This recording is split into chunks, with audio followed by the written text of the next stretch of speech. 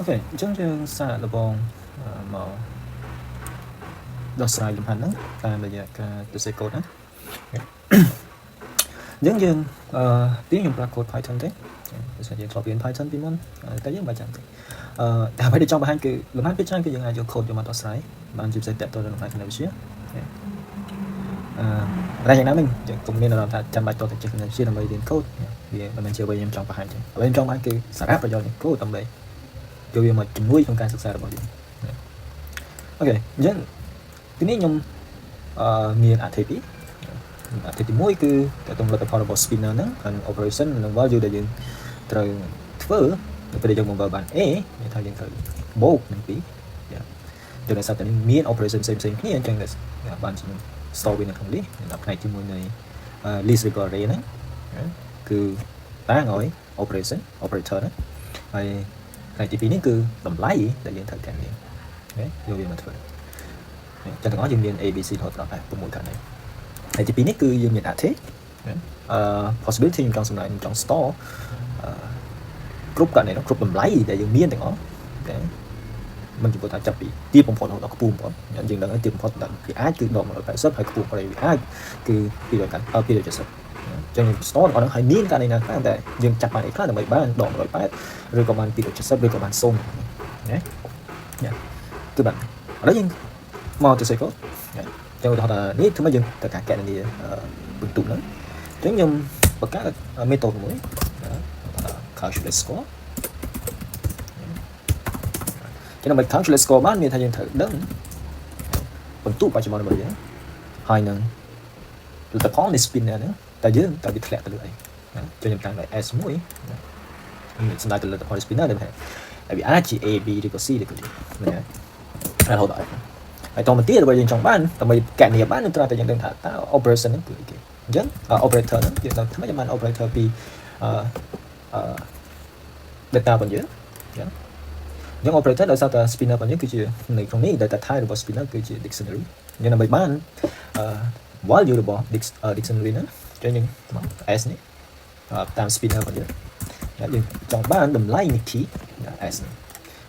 នេះគឺជា key គឺ A B C រហូតដល់ F ហ្នឹងហើយនៅពេលយើងបានគឺយើងទាញបាន value ផងប៉ុន្តែយើងចង់បាន value ទេយើងចង់បាន operator គឺនៅក្នុង index ទី1ហើយ index ទី1នៅក្នុង program នេះចាប់តាំងពី0ហ្នឹងអញ្ចឹងគឺបាននេះហើយមួយទៀតគឺតម្លៃដែលយើងត្រូវយកមកកណនីគឺនេះអាចតេស្តមើលចឹងតើយើងបានអ្វីដែលយើងចង់បានឬក៏អត់ print operator ចឹងយើងអាចតេស្ត method ហ្នឹងចឹងយើងឧទាហរណ៍ថា score យើងគឺដល់តែក្នុងករណីនេះគឺ score អត់សំខាន់ទេតើខ្ញុំបាន A ហើយតែទាំងអស់ហ្នឹងមកអ្វីខ្ញុំបានគឺបើសិនខ្ញុំចាប់បាន B ចាប់បាន C ចាប់បាន D ហើយនឹង E ហើយមួយទៀតគឺ F ហ្នឹងតើវាខ្ញុំបាននៅoperator ហើយនឹងតម្លៃដែលយើងត្រូវការនេះឬក៏អត់ណាយើងអាចសាកល្បងឡើងមកចឹងយើងបានហើយបើសិនជា A គឺបូក2 B ដក3ណាហើយ D គុណនឹង3តាមហ្នឹងអូខេចឹងនេះថា method យើងគឺបានបន្ទាប់ពីយើងបាននឹងហើយការនេះបន្ទាប់ដែលយើងត្រូវធ្វើគឺយើងត្រូវយកវាមកកណនីអញ្ចឹងគឺងាយទេដើម្បីកណនីយើងគ្រាន់តែ check មើលថាតើ operator ដែលយើងត្រូវកណនីហ្នឹងគឺអីគេណាអញ្ចឹងយើង check ទៅលើ operator ហ្នឹងមកបើសិនជាវាគឺជាសញ្ញាបូកអញ្ចឹងគឺសញ្ញាបូកអញ្ចឹងមានថាយើងត្រូវកណនី score ហ្នឹងយើង update value របស់ score មកគឺ score ហ្នឹងបូកនឹង value ហើយបើសិនជា operator ហ្នឹងគឺស្មើទៅនឹងdot អញ្ចឹងបានន័យថាយើងត្រូវ dot ហើយ operator ហ្នឹងស្មើនឹងគុណអញ្ចឹងយើងត្រូវយកគុណហើយតមកទៀតយើង return value ប៉ុន្តែមុននឹង return value យើង print មកprint តម្លៃ score ហ្នឹងសិនខ្ញុំច្រឡំលុបចឹងអត់អីទេនេះកែនេះមកវិញមកអញ្ចឹងយក dot ហើយបាន A ហើយឧទាហរណ៍ថាយើងកែវាទាំងអស់ហ្នឹង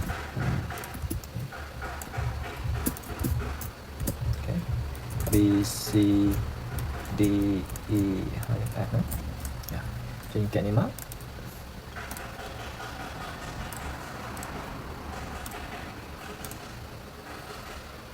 ចឹងខ្ញុំមានថាបើសិនយើងបាន A មានថាយើង10បូក2យើងបាន12 B គឺ10ដកឲ្យ3តាមអូខេហើយ E នេះគឺយើងគុណនឹងដក2មិនចឹងE គឺគុណនឹងដក2ចឹងយើងបានដក20 ចឹងតាមប៉ុណ្្នឹងទៅយើងអាចកែនេះបានហើយចឹងយើងអាច return score មកហើយយើងទុកឲ្យចប់យើងអាចស្វែងលំហាត់ទី1បានចូលដល់ខ្ញុំ define question number 1 នេះចឹងដើម្បី get near question number 1បានចឹងយើងដាក់ score ផងយើងគឺស្មើនឹងយើងស្មើនឹងហៅ method continue score ហ្នឹងយើងបន្ទុកចាប់ដើមរបស់យើងគឺ10ហើយយើងបោះបានអី Patrick គាត់បោះបាន E យើងអាច display មក Patrick score after spell E ចឹងគឺអីគេគឺជាតម្លៃ score យើងអាច define method main មួយទៀតមកដែលអត់ឲ្យវាកាត់យកអត់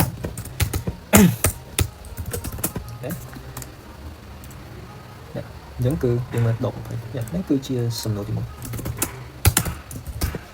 ឡូវសំណួរទី2 question number 2 number 2នេះគឺការនិយាយបន្ទូរបស់គេនៅពេលដែលគាត់ចាប់បាន F D ហើយនឹង C C ហើយនឹង D អញ្ចឹងគឺងាយអញ្ចឹងគឺដូចតែគ្នាណាអ្វីដែលយើងខុសគ្នាគឺត្រង់នេះបន្ទូចាប់តាមយើងគឺ10ណាតើមកលើកទី1គាត់ចាប់បាន F ត្រង់មកទៀតសម្រាប់បន្ទូដែលគាត់មានបច្ចុប្បន្នគឺយើងត្រូវការយកបន្ទូនេះគឺលេខ10ទៀតហើយគាត់លើកទី2គាត់ចាប់បាន C